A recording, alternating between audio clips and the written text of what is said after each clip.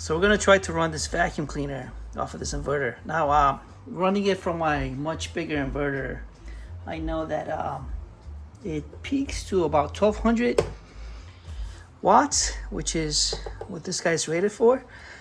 And then it tapers off to like 850 or so. I'm not sure if this inverter has soft start. My other inverter did have soft start. Let's see. I didn't see that anywhere. Let's see. Safe precautions. Not seeing it here.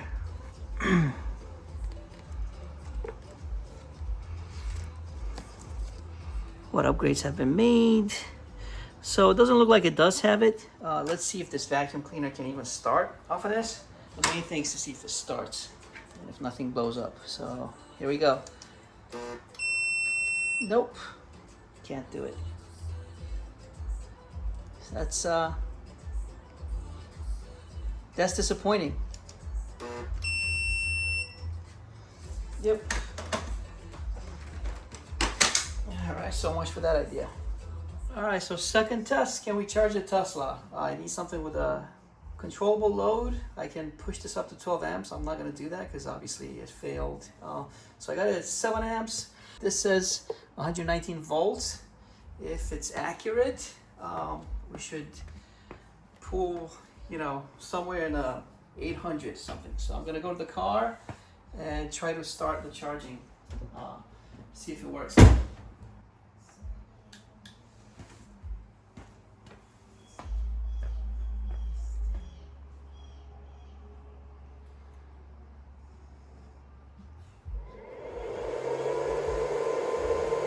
817 watts.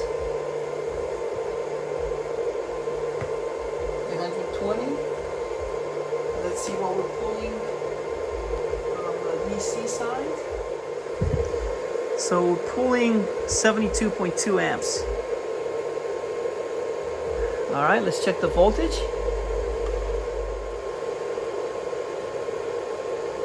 So battery voltage is 12.62. So what we're gonna do is we're gonna increase the amps in the car to 8. Let's see what it does, and we just wanna kind of see what kind of load we can place on this thing. We actually went to 9. So 9 amps, 1000 watts. Okay. Can we do 10 amps? Which would be very close to its rated capacity. So that should be 1150-ish. Let's see. 10 amps. It's running it.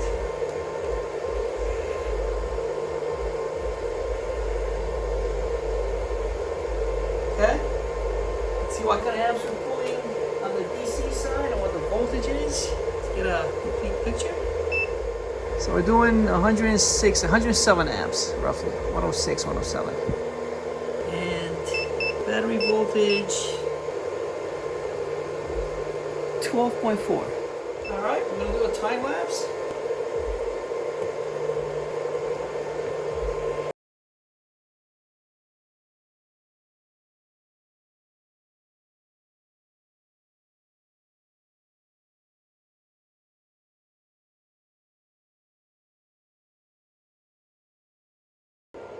All right, so how did it do? So let's start with the good news. The good news is that it ran for 30 minutes without a problem.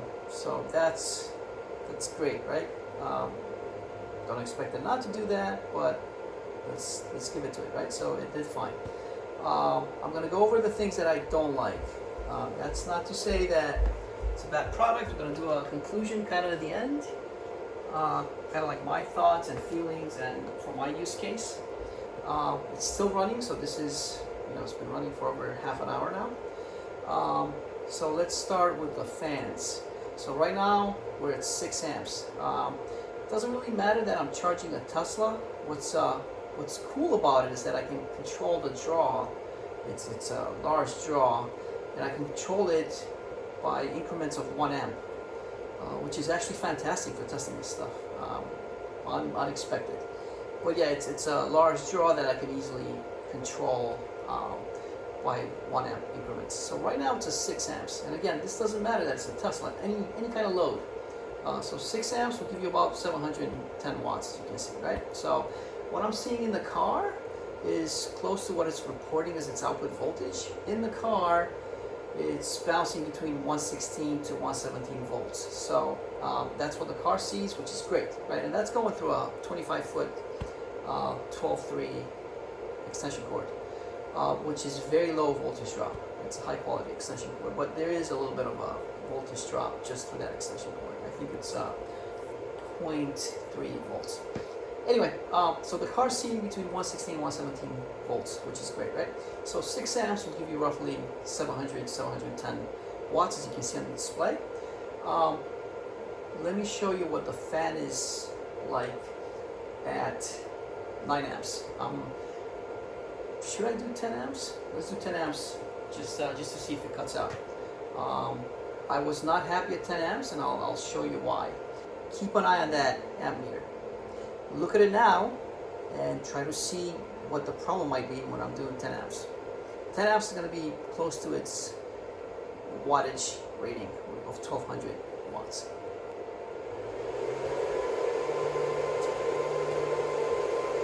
So this is a big problem for me. Look here, it's not stable. Now I don't like to pull that much through these wires. These wires are actually fine for about, just over 110, maybe up to 115 amps. But there's multiple problems. That's what the fans sound like with this wattage. I'm going to drop it to 9 amps. Alright, so 9 amps. Thankfully, we stabilized here.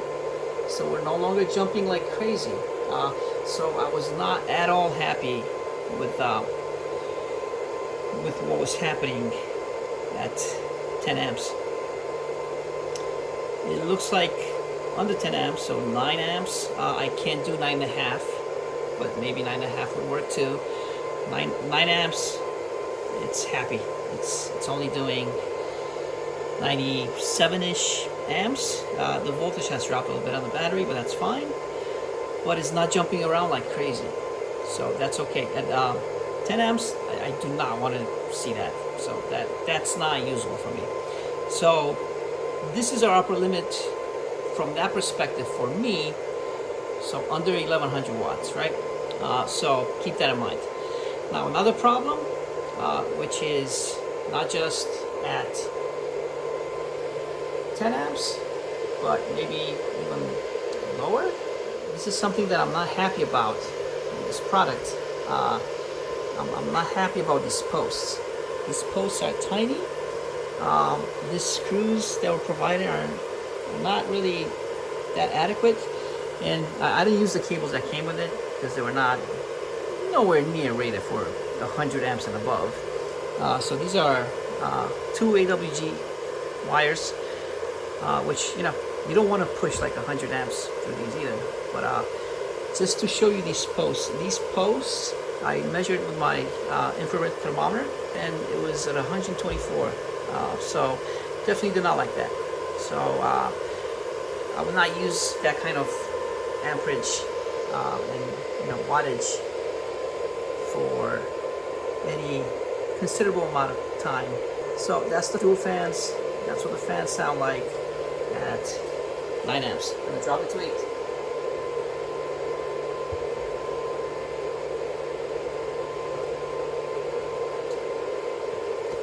So 8 is 920 watts roughly. Doing 86-ish amps from the battery. Again, the voltage has dropped. That's fine. This is what you can expect when the voltage is lower. It seems happy. The sound, I don't know how well you can tell on the camera, but it's kind of loud. It's not crazy loud or anything, but it's not what you would want like inside the house, or I don't know if you use it inside of an RV. This would be something that would have to be isolated. Not something that's right by you inside. Alright, so we're going to drop it to 7 amps.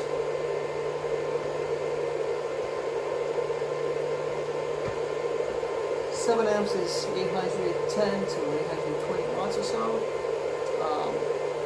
And the fans sound the same. The sine wave. The sine wave is pretty good. I am seeing some artifacts. Now, this is not super uncommon. I've seen it on my 3000 watt 24 volt inverter, but it was actually not as pronounced as here. So, you know, it's not perfect. Alright, so first of all, here you can see that it's a permanent step, and then there's some errors that occur intermittently. So yeah, not bad at all, but not perfect by any means. And this, the good thing is that it doesn't break down at high wattage. So at 1100 plus watts, it was the same. So it's not related to load. So that's good. All right, so the post here is quite hot. I can't keep my finger on it for more than a couple of seconds. So I'm going to drop it down to 6 amps to see what it's like. So as you can see, 6 amps, instant effect on the fans. We're doing 64 amps from the battery, 65 amps. You know, when you start with a full battery, it's probably closer to 61 or 62. Seems very happy here. So we're running, what, 710 watts or so. And that's 710 out of 1200, right?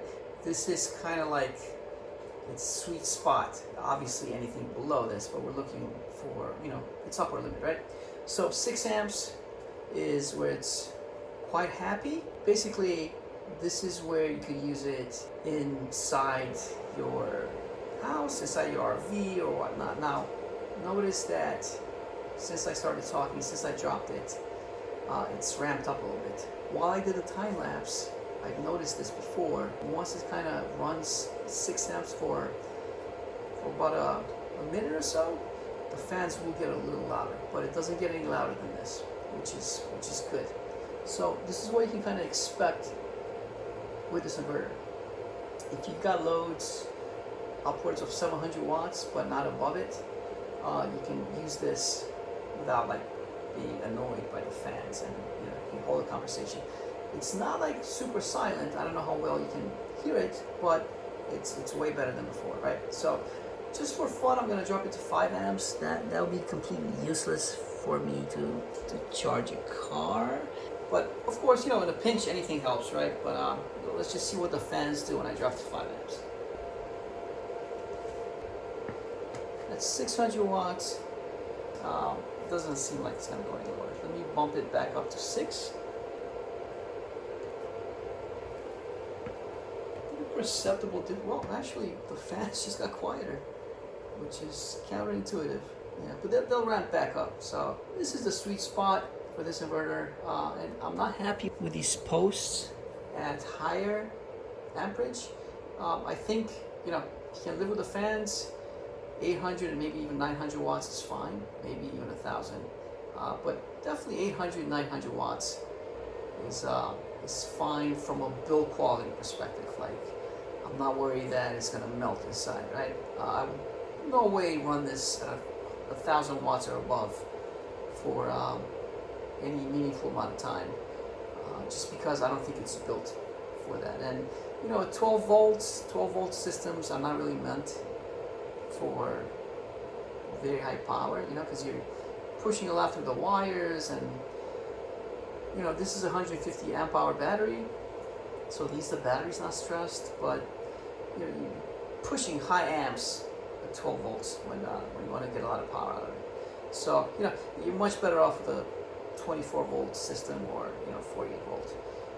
But we're gonna go back to a time lapse just to see if we can hit an hour. I'm gonna bump it up to 7 or 8 amps and just see what I got. And then I'll give you my thoughts as a conclusion on this inverter.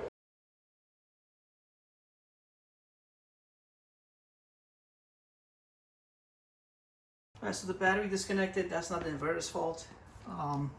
Didn't do anything wrong. We just ran it dry.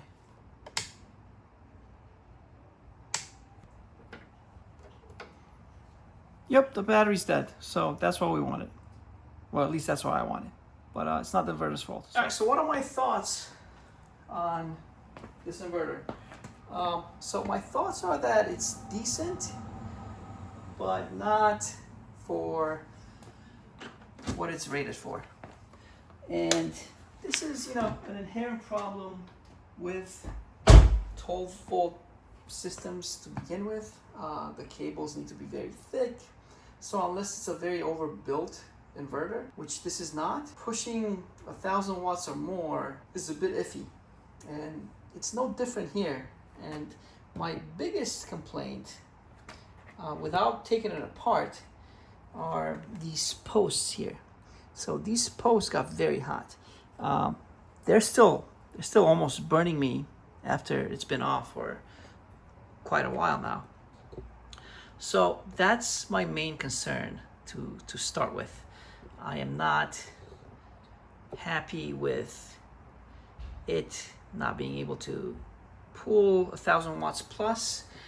And again, it's not necessarily its direct fault, although you can engineer a solution that lasts at high amperage, high wattage, even on 12 volts. This was not engineered, in my opinion, for above 1,000 watts. So if you're going to use it for below 1,000 watts, I think it's great. And I may keep it, I may not keep it. If I keep it, I'm moving away from 12-volt batteries. So if I do keep it, it would be kind of like a utility kind of thing. So yeah, but if you do have a lot of 12-volt batteries, and if you need to power loads that are up to 1,000 watts, or you can do 1,100, 1,150 as you saw me do for short periods of time. So for small emergency, that kind of stuff, it's great. Or for smaller loads for longer periods of time. It's definitely a good inverter. The sine wave is pretty nice. It's almost perfect. It's not perfect though. I wish it had some other features like soft start. It couldn't start my vacuum. My vacuum does not pull over 1,200 watts. The surge in the beginning does pull over 1,200 watts, but that's for like 2 seconds. So I wish it had some sort of feature that would have allowed that sort of inductive load to work, because once it gets started, it settles at under 900 watts, which this inverter would be plenty capable of providing, but it just cannot get it started. But overall, you got to keep in mind the price point too. This is about $120 plus tax and whatever. So yeah, it's a good little guy.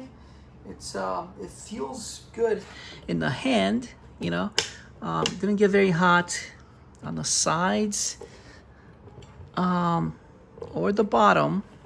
Just these posts got very hot, and then I measured the outlets. It kind of got a little hot as well. But that's about it. Anyway, hope you enjoyed this video. Like, subscribe, hit me up in the comments, and let me know what you think of this. Any comments about the points that I raised, anything that you would like me to clarify, because maybe I do know the answer, but I just didn't cover it in the video, and what you'd like to see me do in the future.